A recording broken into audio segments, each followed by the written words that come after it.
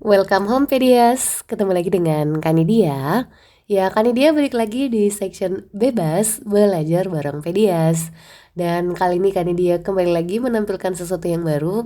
Nah, Kanidia butuh ini deh respon kalian kira-kira kalau tampilan kayak gini itu menurut kalian oke apa enggak atau gimana gitu. So, silahkan di drop pandangan kalian di kolom komen ya. Oke, kali ini Kanidia balik lagi di section materi makro ya, karena makro kayaknya materinya belum sebanyak mikro ya Besti ya. Dan in this section kita akan bahas materi tentang perdagangan internasional ya, atau dalam bahasa Inggris kita bilangnya international trade. Dan ini dibuat dengan penuh cinta oleh Kopedia buat kalian, semoga bisa menjadi bahan referensi untuk bisa memahami materi ilmu ekonomi dengan lebih baik. Oke, next aja. Nah, buat kalian yang baru main ke Ekopedia, kan dia mau menyampaikan beberapa hal dulu. First thing first adalah kalau di Ekopedia kita punya beberapa playlist yang hopefully bisa membantu kalian untuk memahami materi ekonomi dan akuntansi dengan lebih baik. Ada playlist mikro, makro, lalu kalau akuntansi ada akuntansi jasa, dagang, sampai ada juga playlist untuk anak-anak OSN ataupun tes-tes masuk PTN ya. Jadi silahkan dicek playlist Ekopedia. Semoga video yang kalian butuhkan ada di sana. Oke, next ya. Kalau kalian merasa video ini bermanfaat, channel ini bisa memberikan kalian sesuatu yang membantu, boleh di-subscribe dan ya dinyalakan loncengnya biar kalau ada video terbaru notifnya bisa langsung masuk ke kalian. Next, kan dia juga secara rutin membuka kelas. Sekarang lagi buka untuk bulan November persiapan OSN. Tapi kalau kalian juga ada kebutuhan private atau seterusnya, nanti boleh DM atau email aja. Infonya udah akan dia simpan di description box ya. Silahkan dicek aja. Dan yang terakhir, like dan share yang kalian lakukan itu sangat berharga. Jadi thank you so much for your support. Boleh dibagikan ke teman-teman kalian biar kita bisa saling berbagi ilmu yang bermanfaat pastinya. Oke, without any further ado, kita langsung ke materinya aja. Nah, nanti di materi international trade atau perdagangan internasional ini kita bakal ngebahas at least ada 8 points, mulai dari pengertian sampai di penghambat ya. Jadi ada beberapa hal yang insya Allah akan kita bahas di video ini. Let's check it out ya, langsung aja. Ya, kita akan memulai dengan pengertian apa sih perdagangan internasional itu. Sebenarnya kalau kalian nyari di banyak referensi, ada banyak pengertian perdagangan internasional ya. Entah yang general kayak gini atau diungkapkan oleh ahli. Tapi kan dia bilang general aja lah ya, yang bisa diterima oleh semua orang. Jadi perdagangan internasional itu adalah kegiatan transaksi jual beli barang atau jasa itu antar negara. Jadi misalnya Indonesia dengan negara tetangga, dengan Singapura, Malaysia, ataupun dengan negara-negara yang jauh di sana, di Afrika mungkin, di Amerika dan seterusnya. Jadi selama ini ada perdagangan, baik itu barang atau jasa, itu udah masuk dalam kategori perdagangan internasional. Easy peasy lah ya. Jadi ini harus melewati batas negara. Next, kita bakal bahas apa? Ya, apa sih kita tujuannya melakukan perdagangan internasional? Ya nggak mungkin karena ya iseng aja sih melakukan perdagangan, ya enggak ya. Di ekonomi kita ada beberapa tujuan, mungkin ada banyak sih sebenarnya, cuma kan dia mengambil beberapa poin yang paling utama. Pertama adalah kita pengen dengan melakukan perdagangan PDB kita itu bisa naik. PDB stands for pendapat produk domestik bruto ya. Ini materinya di pendapatan nasional. Alhamdulillah Kanidia udah buat ini lumayan lengkap. Nanti Kanidia juga taruh di linknya di bawah ya, biar kalian bisa lebih cepat paham koneksinya dengan materi ini apa. Ya intinya Kanidia review dikit ya. Kalau PDB atau dalam bahasa Inggris bilangnya kita adalah GDP ya, GDP, Gross Domestic Product. Kita tuh ada 3 pendekatan. Nah, pendekatan yang kita gunakan kalau yang relate sama ini itu pendekatan pengeluaran, yang mana rumusnya adalah C, I, G ditambah X dikurang M. Ya, ini kalian kepoin ya masing-masing apa sih semua elemen-elemen ini. Ini udah kan dia jelasin sangat lengkap insya Allah di video yang sebelumnya.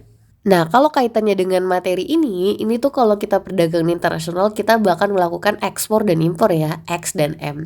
Nah, si ekspor ini kalau dia naik dia pasti akan meningkatkan PDB. Jadi itu korelasinya Besti ya. Nah kalau misalnya mau ditanya kebalikannya, kalau kita terlalu banyak melakukan impor, dia malah bisa mengurangi PDB. Ya, jadi salah satu cara kalau kalian mau apa ya istilahnya PDB kita naik cepat ya perbanyak ekspor kurangi impor Besti. Oke, semoga bisa dipahami. Next, apalagi tujuan perdagangan internasional ya menambah devisa. Devisa itu adalah alat pembayaran transaksi internasional ya. Nah misalnya kita melakukan transaksi menjual karet gitu ya mentah ke luar negeri. Nah kita bakal dapat devisa, biasanya sih paling paling sering menggunakan dolar US misalnya ya. Nah kalau seperti itu adalah devisa. Devisa itu perlu nggak sih Kak? Yes, perlu banget. Ini kalau semakin banyak devisa maka akan memudahkan negara untuk melakukan pembayaran transaksi internasional, karena nggak semua negara mau dibayar pakai rupiah, bahkan jarang kali ya kayak gitu. Nah dengan adanya devisa itu sangat membantu. Oke, tujuan selanjutnya adalah memperluas pasar, of course. Jadi kalau misalnya kita cuma menjual dalam negeri, itu pasar kita pasti kecil ya. Tapi kalau kita berhasil menjualnya sampai keluar, ya pasar kita akan semakin banyak, maka permintaan kita juga harusnya lebih banyak. Omsetnya bisa meningkat juga. Jadi ini tujuannya. Oke, next apalagi ya dengan melakukan perdagangan kita bisa memenuhi kebutuhan negara lain. Ya ada negara yang kayak ternyata mereka misalnya contohnya Singapura. Singapura itu terbatas kalau dari segi barang-barang pertanian. Nah, jadi kalau mereka melakukan perdagangan mereka tetap bisa mengkonsumsi dari luar negeri kayak gitu. Begitu pula Indonesia gitu ya. Next, di sini ada meningkatkan pertumbuhan ekonomi. Ya kita udah tahu ya pertumbuhan ekonomi itu diambil dari peningkatan PDB atau yang poin satu ini. Nah kalau misalnya PDB-nya udah naik, maka akan terjadi pertumbuhan ekonomi juga. Seperti itu. Ya ini pembahasannya lumayan ini ya, kita coba untuk Yips, selanjutnya apa lagi? Kita bakal ngebahasin tentang manfaat dari perdagangan internasional. Ya tentu saja ada banyak banget ya Besti manfaatnya. Yang pertama ini bisa mempererat hubungan antar negara. Ya jadi dengan adanya perdagangan internasional, baik itu kita yang mengekspor atau kita yang mengimpor, kita bisa menjalin hubungan kerjasama yang baik. Kita jadi bestian sama negara itu. Penting gak sih Kak kita punya besti? Ya penting. Besok-besok kalau misalnya kita ada bencana alam atau kita ada butuh bantuan, ya bestie kita yang bakal membantu bestie ya. Ini hubungannya dengan hubungan internasional gitu ya. Kalau anak-anak yang materi kuliahnya HI ini pasti sangat bisa menjelaskan dengan baik ya. Tapi ini mudah kok untuk dipahami juga. Nah selanjutnya ya bisa memperbaiki atau meningkatkan kemakmuran bangsa. Dengan melakukan banyak ekspor, ini bisa membuat negara kita punya banyak pendapatan. Nah akhirnya bangsa kita bisa makmur. Barang yang kita tidak bisa produksi akhirnya bisa kita konsumsi melalui perdagangan internasional. Jadi banyak manfaatnya. Nah selanjutnya juga bisa mengurangi pengangguran. Gimana ceritanya? Ya kita tahu bahwa kalau misalnya kita punya usaha dan ekspornya lumayan tinggi, berarti kan kita butuh banyak karyawan kan ya. Nah butuh banyak karyawan itu bisa mengurangi pengangguran gitu. Next apalagi mentransfer iptek. Ya jadi tadi udah di-mention ya, perdagangan internasional itu nggak harus barang yang dibeli atau diimpor ya, itu adalah barang, bisa juga jasa. Misalnya kita menyewa atau mendatangkan tenaga ahli dari luar untuk bekerja di Indonesia misalnya. Itu termasuk nggak ya? Ya termasuk tenaga ahli yang datang bekerja di Indonesia. Nah kalau dia udah datang ke Indonesia, itu pasti ilmu pengetahuan yang dia miliki itu bakal tertransfer. Teknologi dan seterusnya itu bisa ditransfer ke Indonesia. Jadi Indonesia juga bisa tahu gitu, nggak harus langsung ke sana gitu, ke negara asalnya seperti itu. Next apalagi stabilitas harga. Ya kita tahu ya misalnya contohnya Indonesia itu kan negara penghasil beras ya, tapi sedihnya sampai saat ini itu saat ini ya, dulu kita pernah ya, tapi saat ini kita belum bisa swasembada pangan ya, nggak bisa memproduksi untuk semua kebutuhan kita masih kekurangan. Nah kalau misalnya barangnya kurang, apa tendensinya? Harganya bakal naik. Nah supaya harganya tidak naik, misalnya si beras ini, pemerintah bisa ambil solusi mengimpor beras dari let's say Thailand atau Vietnam. Nah dari situ harapannya kalau barangnya nggak langka, harganya bisa stabil, nggak terlalu mahal. Itu salah satu harapan ya atau manfaat dari international trade. Nah selanjutnya Ada juga harapannya itu bisa terjadi efisiensi dan juga spesialisasi. Efisiensi itu penghematan, misalnya kayak mobil deh. Kita bisa nggak sih bikin mobil? Ya bisa. Contohnya kemarin kita ada mobil SMK ya, tapi entahlah kenapa apa yang terjadi dengan SMK. Nah misalnya kayak jangan mobil deh. Kita sebenarnya bisa menghasilkan barang itu, tapi kalau kita sendiri yang buat itu jauh lebih mahal dibandingkan kita beli dari luar. Contohnya yang kayak beras juga tadi itu ya. Ternyata hasil dari penelitian Bulog, beras kita itu kualitasnya udah lebih rendah dan harganya jauh lebih mahal dibandingkan kalau kita beli dari luar. Ya tentu saja kalau secara ekonomi itu nggak apa-apa kita lebih baik beli dari luar kalau lebih murah misalnya ya. Ya tapi tentu saja ini perlu banyak pertimbangan. Kalau terlalu banyak mengimpor kasihan juga kan produsen dalam negeri. Ya jadi memang harus pertimbangannya lebih bijak dan lebih hati-hati. Terus kita juga bisa melakukan spesialisasi dengan tahu bahwa oh ternyata kalau saya produksi ini lebih murah, kita bisa fokus ke produk ini. Nah materi ini juga udah kan dia bahasin di teori perdagangan internasional yang udah kan dia buatin duluan videonya ya. Nanti kan dia simpan di bawah ya, yang kalian kepo gimana sih keunggulan mutlak komparatif itu udah kan dia buatin penjelasannya sampai perhitungannya, insya Allah lumayan lengkap, jadi bisa kalian pahami dengan lebih baik kalau ditonton videonya ya, kayak gitu ya. Karena lucunya materi ini tuh udah kan dia buatin sepotong-sepotong ya yang relate gitu ya, cuma ternyata yang ini belum detail makanya dibuatin dulu. Nah selanjutnya apalagi yang ingin kita bahas? Nah kalau tadi ada manfaat, ada nggak sih dampak negatif atau kerugian dari perdagangan internasional? Ya jawabannya ternyata ada Besti ya. Setidaknya ada beberapa hal, mungkin di luar sana masih ada ya. Ini kan dia dapat 4 aja lah yang mungkin bisa lebih mudah dipahami. Yang pertama bisa menjadi lebih konsumtif ya. Mungkin kalian tahu lah ya dengan adanya misalnya sekarang kemarin ada e-commerce, TikTok Shop sebelum ditutup ya.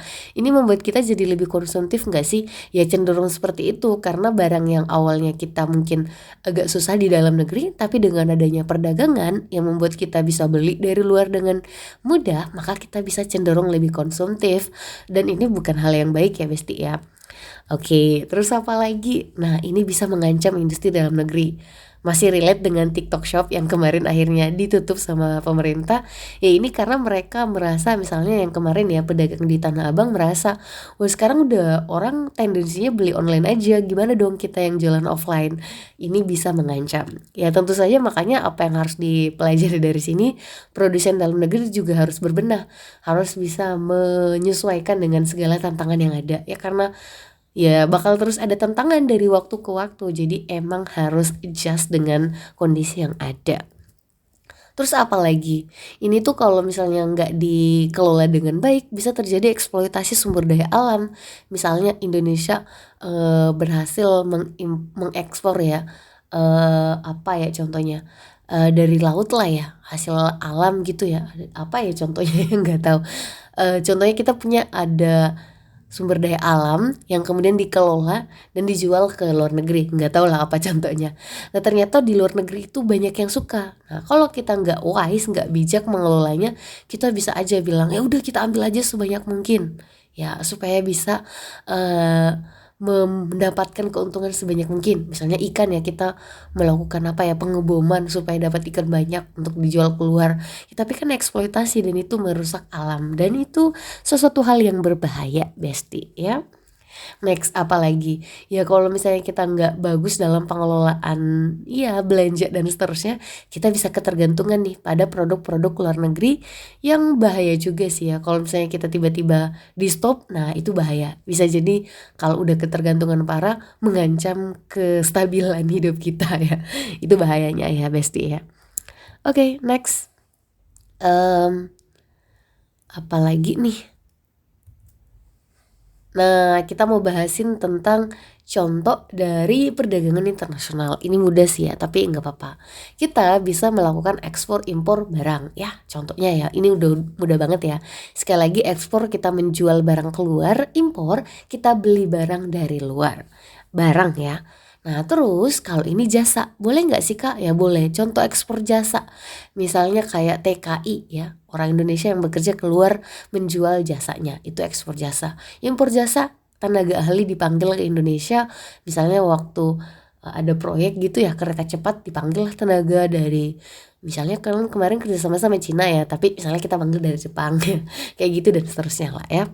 Terus apalagi contohnya foreign direct investment atau ya investasi asing dari luar ya. Misalnya kita kan udah mau punya IKN ya. Nah IKN itu biasanya banyak proyek, terus ada dari luar yang mengatakan orang luar, wah kayaknya prospek kalau kita bikin proyek di IKN bagus nih. Mereka akhirnya berinvestasi misalnya ya di IKN nanti, yaitu termasuk FDI gitu. Nah tadi materi yang tentang gimana sih kita bisa melihat report dari perdagangan internasional kita tuh punya materi namanya neraca pembayaran. Next time kan dia bahasin ya apa aja konten-kontennya gitu. Nah selanjutnya apalagi kebijakan yang bisa diambil yang berkaitan dengan perdagangan internasional. Ada banyak, contohnya misalnya tarif impor. Ini tuh kayak pajak yang diberikan kepada barang-barang yang diimpor. Jadi jangan kaget misalnya kayak barang dari luar sebenarnya murah Kak di luar, tapi kalau masuk Indonesia kok jadi mahal. Ya karena dikenai tarif ya, kayak pajak untuk barang yang dimasukkan ya, diimpor dari luar kayak gitu. Jadi ini membuat harganya lebih mahal. Salah satu faedahnya ya bisa melindungi industri dalam negeri karena harganya jauh lebih mahal gitu. Terus apa lagi? Kuota. Ini pembatasan untuk barang-barang entah yang mau diimpor atau diekspor. Ya untuk apa Kak? Ya jangan sampai misalnya ya kita udah memproduksi barang itu di dalam negeri secara lumayan cukup, tapi kalau misalnya terlalu banyak dari luar itu malah orang memilih barang dari luar kan ya. Jadi ditetapkanlah let's say kuota impor. Jadi ada batasan. Oke, yang boleh diimpor cuma 100 buah 1 tahun misalnya kayak gitu. Ini untuk melindungi produsen dalam negeri. Next apalagi subsidi. Nah kalau misalnya pemerintah merasa bahwa kayaknya ini industri yang bagus deh. Nah ini bisa diberikan subsidi. Jadi ini subsidi untuk barang lokal sehingga dia nanti bisa bersaing. Ya misalnya kayak kamu mau menjualnya keluar ya, ini tak kasih subsidi supaya biaya produksinya lebih murah. Nah harganya jauh lebih murah. Bisa deh bersaing dengan barang luar misalnya kayak gitu. Terus apalagi ada diskriminasi harganya dijual didiskriminasikan ya, jadi dibedakan antara satu ya harganya berbeda untuk masing-masing negara. Kalau dijual di negara A harganya segini, di negara B harganya lebih mahal ya, dengan berbagai pertimbangan kayak gitu. Terus ada lagi apa itu larangan ekspor ataupun impor. Jadi kadang ada barang yang kayak misalnya ada barang yang menurut pemerintah ini kalau dikonsumsi berbahaya. Nah, kemudian kalau berbahaya ya udah kita larang aja, ada orang yang datang menjualnya dari luar. Maka ditetapkan larangan impor. Barang ini tidak boleh masuk ke dalam negeri, misalnya kayak gitu. Boleh nggak Kak? Ya boleh. Atau larangan ekspor karena di Indonesia lebih butuh, jangan dijual keluar ya. Nggak boleh diekspor. Boleh? Ya boleh. Itu pemerintah punya kewenangan di situ. Oke, apalagi ada dumping. Dumping ini itu kita menjualnya dua barang ini ya, barang ini dijual dalam negeri, tapi dijual juga di luar negeri. Nah lucunya dijual di luar negeri itu jauh lebih murah dibandingkan di negeri sendiri. Kenapa? Ya ini salah satunya supaya kalau di luar dia bisa bersaing dengan produk-produk luar ya, dengan harapannya harganya lebih murah, jadi orang bisa melirik dan akhirnya bisa membeli barang itu. Gitu. Semoga bisa dipahami. Next, lalu apa lagi sih yang bisa mendorong perdagangan internasional ini bisa terjadi? Ya, ada beberapa faktor ya, Besti. Yang pertama ya, karena adanya barang yang tidak dapat diproduksi sendiri. Ya mau tidak mau ya, kalau kita butuh barang itu dan kita nggak bisa buat, ya solusinya adalah dengan mengimpor kayak gitu. Terus apalagi ya, kita pengen mendapatkan keuntungan. Nah kita merasa wah kalau dijual di dalam negeri sebenarnya boleh lah ya, tapi kalau dijual keluar yang mana akan memperluas pasar, ya kita bisa mendapatkan peluang pendapatan yang jauh lebih besar kayak gitu. Terus ya misalnya kayak contohnya kurangnya produksi dalam negeri, misalnya kayak lagi sekarang ya walaupun udah hujan ya, tapi masih banyak barang-barang yang kita kemudian produksinya kurang karena kekeringan gitu ya. Ya mau nggak mau karena penduduk Indonesia yang ada 280-an juta orang ini harus dikasih makan misalnya, ya kita harus beli barang itu daripada nanti kita susah gitu ya dapat barangnya misalnya kayak gitu. Terus karena adanya kelebihan produksi dalam negeri. Nah, ini berlawanan. Kalau terlalu banyak di dalam negeri ya ngapain, daripada rusak gitu ya atau nggak digunakan, ya udah kita jual aja. Ini dapat cuan juga kan. Next ya, ini adalah kalau kita pengen membangun kerjasama dengan negara lain. Ya biasanya sih salah satu perjanjian dalam kerjasama ya kita saling ekspor impor ya. Jadi kita kalau ada apa-apa bisa saling membantu ya. Jadi ini sangat kalau kita punya banyak bestie di mata internasional itu, Indonesia disukai sama negara-negara lain ya.